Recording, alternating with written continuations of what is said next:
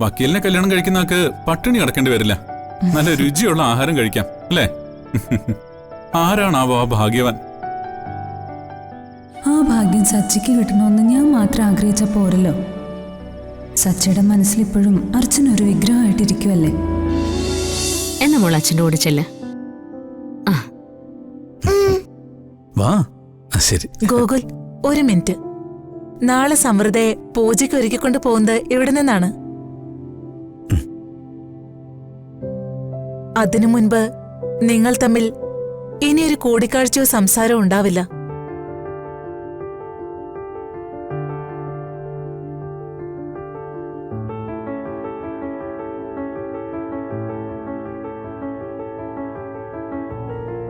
ഒരർത്ഥത്തിൽ പറഞ്ഞ ഓർമ്മകൾ തിരിച്ചു കിട്ടുന്നതിന് മുൻപുള്ള അവസാനത്തെ കൂടിക്കാഴ്ചയാണിത്.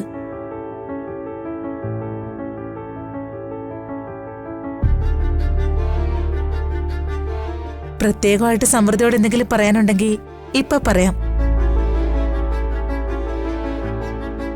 പൂജയ്ക്ക് ഒരുക്കിക്കൊണ്ട് പോകുമ്പോ കാണാവുന്നേ ഉള്ളൂ. വ്യക്തിപരമായ ഒരു കാര്യങ്ങളും സംസാരിക്കാൻ പാടില്ല.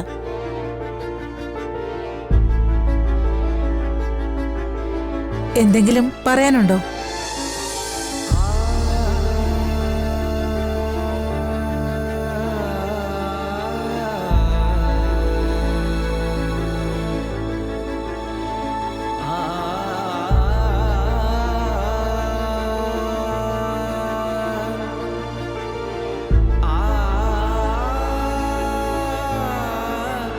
ഓർമ്മകൾ തിരിച്ചു കിട്ടാൻ ആത്മാർത്ഥമായിട്ട് പ്രാർത്ഥിക്കേ.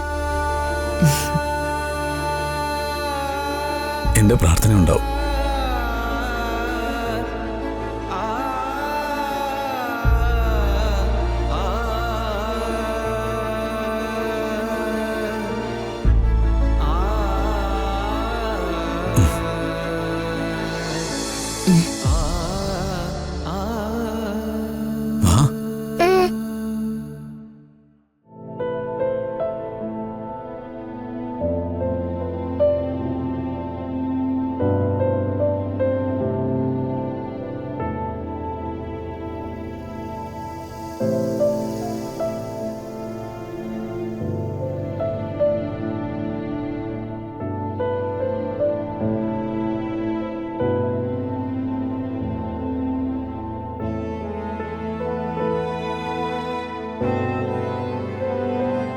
ഗോകുലിന്റെ കണ്ണ് നിറഞ്ഞല്ലോ. സന്തോഷം കൊണ്ടായിരിക്കും. നാളെ മുതൽ എൻ്റെ രണ്ടാം ജന്മോ, എല്ലാ ഓർമ്മകളോടും കൂടിയുള്ള എൻ്റെ രണ്ടാം ജന്മം.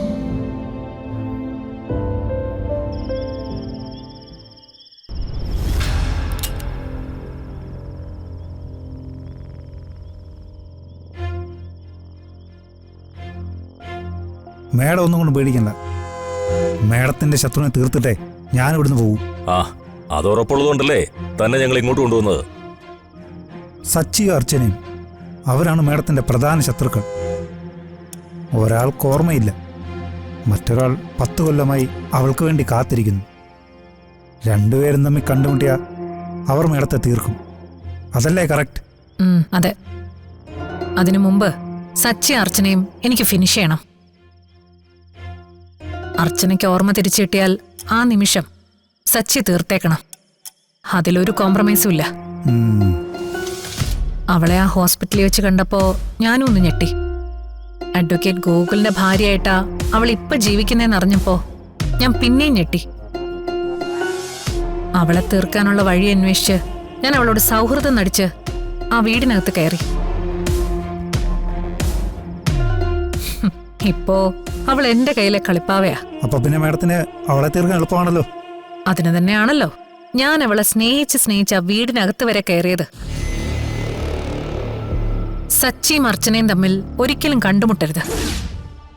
കണ്ടുമുട്ടാൻ അവൻ ഉണ്ടാവരുത്. പറ്റുമെങ്കിൽ ഈ രാത്രി തന്നെ അവനെ തീർക്കണം. സച്ചിയും അർച്ചനയും ഒന്നിച്ചേരുന്നല്ലേ മേഡത്തിന്റെ പ്രശ്നം? അത് ഞാൻ തീർത്തുതരാം. സച്ചി അവനെ ആദ്യം തീർക്കേണ്ടത്. അർച്ചനയ്ക്ക് ഓർമ്മ കിട്ടിയാലും അവൾ ഗോകുലിന്റെ ഭാര്യയായിട്ട് തന്നെ ജീവിക്കണം. പക്ഷേ പിന്നെ ഞാൻ അവനെ വെച്ചേക്കില്ല. അവൾക്ക് ഓർമ്മ കിട്ടുന്നത് അവനുള്ള മരണമണിയാ.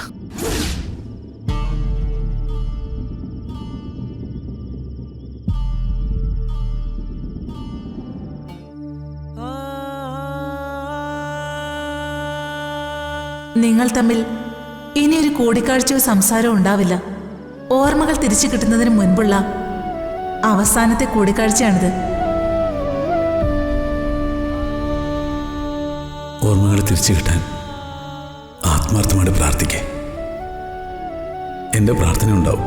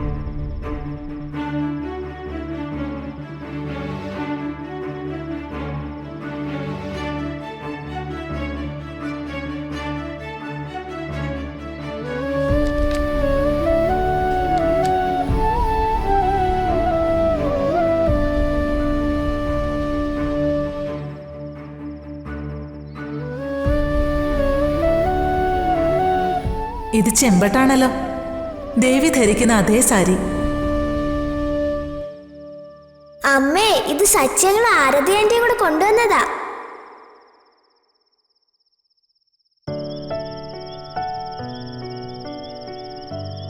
ആശ്രമത്തിലെ ഭക്ഷണം സച്ചിക്ക് ഇഷ്ടപ്പെട്ടോ? ഒരുപാട് ഇഷ്ടപ്പെട്ടു. നല്ല രുചിയുണ്ടായിരുന്നു. ഞാനിവിടെ ഉള്ളപ്പോ സ്വാമിനിമാർക്കൊപ്പം ആഹാരം വയ്ക്കാനും വിളമ്പാനും എല്ലാം കൂടുമായിരുന്നു. അപ്പോ വക്കീലിനെ കല്യാണം കഴിക്കുന്നവർക്ക് പട്ടിണി കിടക്കേണ്ടി വരില്ല. നല്ല രുചിയുള്ള ആഹാരം കഴിക്കാം അല്ലേ?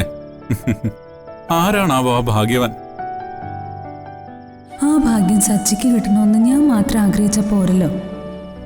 സച്ചിയുടെ മനസ്സിലിപ്പോഴും അർച്ചന ഒരു വിഗ്രഹമായിട്ടിരിക്കുവല്ലേ. വക്കീലെന്തോന്നും പറയാത്തെ? എന്തു പറയാൻ, ഞാൻ കല്യാണം കഴിക്കാതിരുന്നാലോ എന്നാ ഇപ്പൊ ആലോചിക്കുന്നത്. അയ്യോ, അതെന്താ അങ്ങനെ?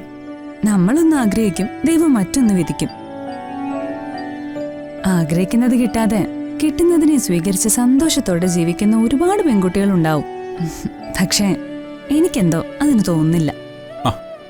അങ്ങനല്ല വക്കീലെ, എന്റെ അനുഭവം തിരിച്ചാ. അർച്ചനെ വിവാഹം കഴിക്കാൻ എനിക്ക് ഒട്ടും ഇഷ്ടമല്ലായിരുന്നു. അപ്രതീക്ഷിതമായി അവളെ വിവാഹം കഴിക്കേണ്ടി വന്നിട്ട് പോലും ഞാൻ അവളിൽ നിന്ന് ഒഴിഞ്ഞു മാറി നടന്നു. അവളെ ഒരുപാട് ഞാൻ വേദനിപ്പിച്ചിട്ടുണ്ട്, ഉപേക്ഷിക്കാൻ വരെ തീരുമാനിച്ചിട്ടുണ്ട്. പക്ഷേ പിന്നീട് പതുക്കെ പതുക്കെ അവളെന്റെ ജീവനായി മാറി.